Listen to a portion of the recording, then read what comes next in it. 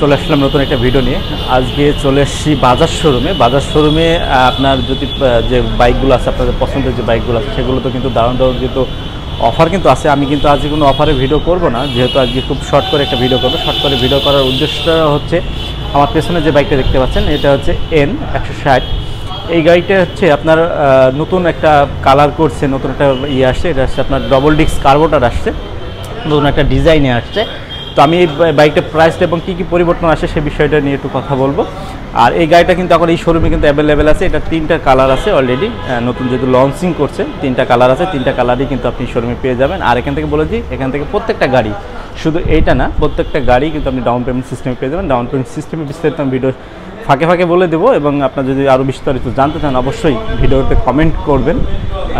আর যে video description বক্সের number থাকে, নাম্বারে অবশ্যই ফোন করে আরও বিস্তারিত জানতে পারবেন। আসসালামু আলাইকুম ভিউয়ার্স, চলে আসছি নতুন একটা ভিডিও নিয়ে। আজকে আমি যেহেতু ইন্ট্রোটা অবশ্যই দেখছেন, থাম্বনেল দেখছেন, অবশ্যই নতুন একটা বাইক কিন্তু অলরেডি কিন্তু বাজাজে চলে আসছে।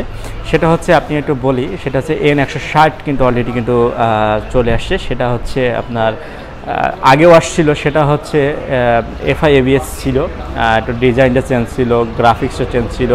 এখন কিন্তু একটা দারুণ কিন্তু একটা পরিবর্তন নিয়ে অলরেডি কিন্তু শোরুমে কিন্তু চলে আসছে এই বাইকটা। আপনারা অলরেডি কিন্তু দেখতে পাচ্ছেন, দারুণ একটা গ্রাফিক্স দিয়েছে, দারুণ একটা স্টিকারগুলো দিয়েছে, যেগুলো আপনারা দেখতে পাচ্ছেন, যেটা আগে ছিল না। এখন এটা হচ্ছে ইঞ্জিন সেগমেন্ট এবং গ্রাফিক্সটা পুরোটাই চেঞ্জ। যেটা আমি আপনাকে সহজেই বোঝাই দিই, সেটা হচ্ছে এটা কিন্তু কার্বোরেটর করছে, carburettor double disc, FI ABS না, কার্বোরেটর ডবল ডিস্ক অলরেডি কিন্তু করছে।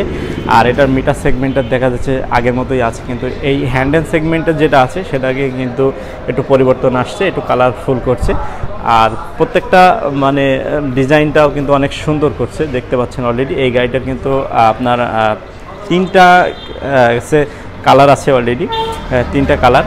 সেই কালারগুলো কিন্তু এই শোরুমে কিন্তু অ্যাভেলেবেল পেয়ে যাবেন। আর একটা বলে থাকি, এই গাড়িটার প্রাইসটা কিন্তু অলরেডি কিন্তু 2,35,000 টাকা মতো পড়ছে। 160 সেগমেন্টের একটা বাইক, সেটা হচ্ছে নতুন একটা লঞ্চিং হয়েছে, সেটা 2,35,000 টাকা করছে।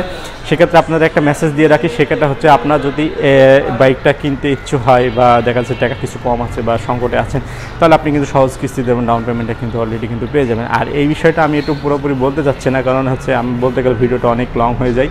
সেক্ষেত্রে আপনারা ভিডিও ডিসক্রিপশন বক্সে আমি ফোন নাম্বার দিয়ে দেবো, আপনি চাইলেও কিন্তু এই গাড়িটার বিষয়টা আরও বিস্তারিত জানতে পারবেন, এবং ডাউন পেমেন্ট সিস্টেমটা কীভাবে মানে হবে সেই বিষয়টাও কিন্তু অলরেডি কিন্তু আপনি জানতে পারবেন, ঠিক আছে।